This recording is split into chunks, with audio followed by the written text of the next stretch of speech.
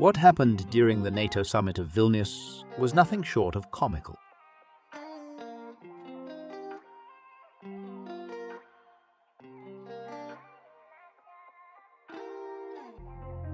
My dear friends, always make sure that you can trust and verify whoever is pledging their support for you, whether that is a friend or a business partner or a politician.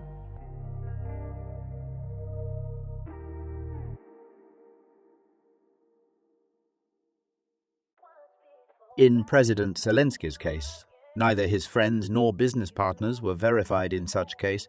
Because of these new events, Zelenskyy is caught playing a game of ping-pong, of which will he be accepted, or will he not?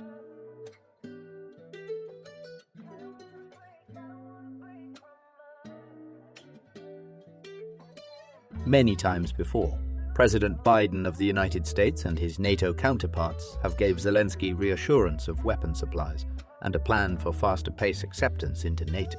However, if you're not experienced with dealing with these type of people, you will never understand how their game works. This is the same fate Zelenskyy is currently facing right now.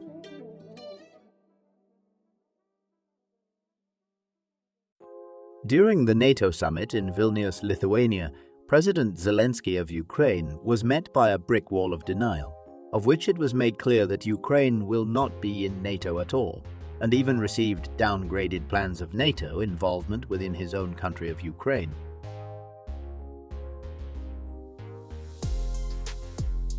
My friends, we must understand one thing. The true involvement of NATO in Ukraine would only have been warranted if Ukraine had succeeded on their counter-offensive against the Russians' defensive lines.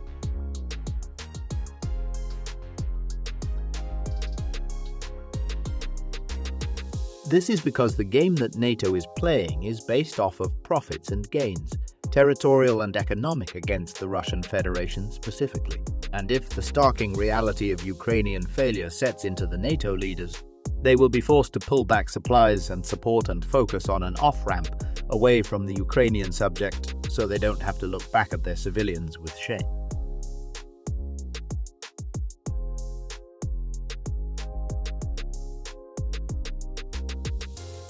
This is nothing new. It is only the game of geopolitics these politicians are playing. It's not about the morals values of what's going on with a foreign country's people. Rather, it is an assessment of gains over investment. If Ukraine does not succeed with the weapons that have already been given to them, then NATO leadership will stop support afterwards.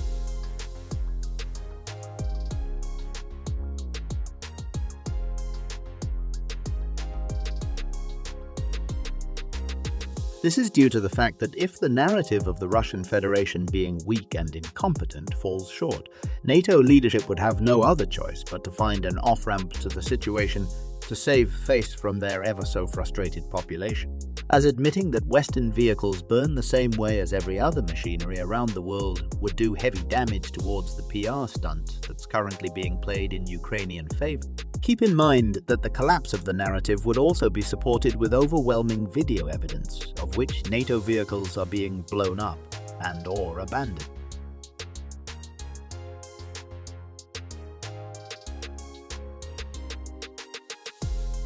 If that wasn't enough, there is further insult to injury implied in here, as what happened in the NATO summit was nothing short of comical, as it truly showed how much they cared for the Ukrainian president.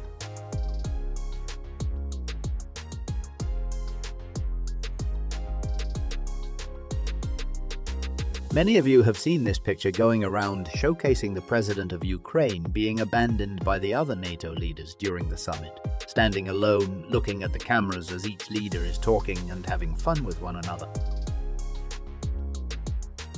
It goes without saying that if you do not please your American/NATO counterparts, you'll not be sitting at the cool kids table today.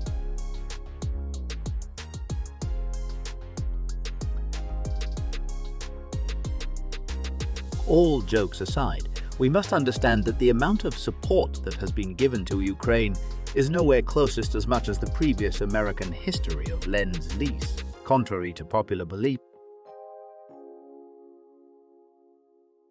This fact is quite astonishing to me, as the expectations and demands of Ukrainian gains far exceeds the reality they are currently in.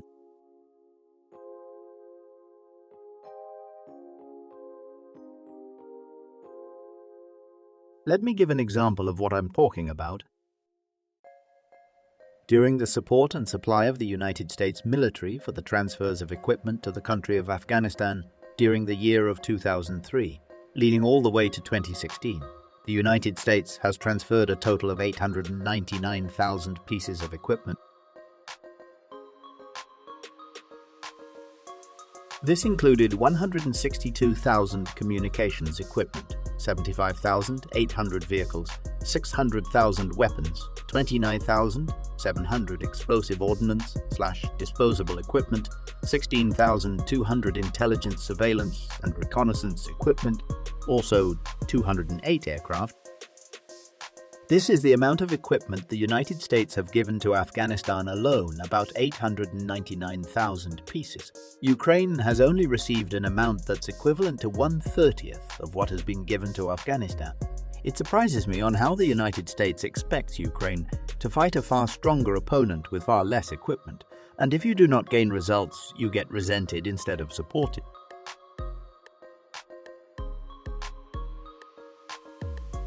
This is what happens when you don't validate your supporters. You get taken advantage of at the most important points of your life. Hopefully, President Zelenskyy wakes up to the startling reality, of which no one is there for the benefit of him or Ukraine.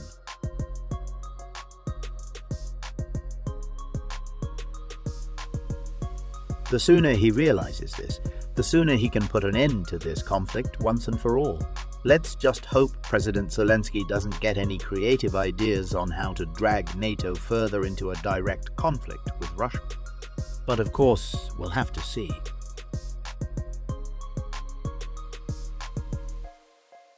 Make sure to like and follow. Besides that, I hope everyone here has a good day and remains at peak health. Until next time, stay free.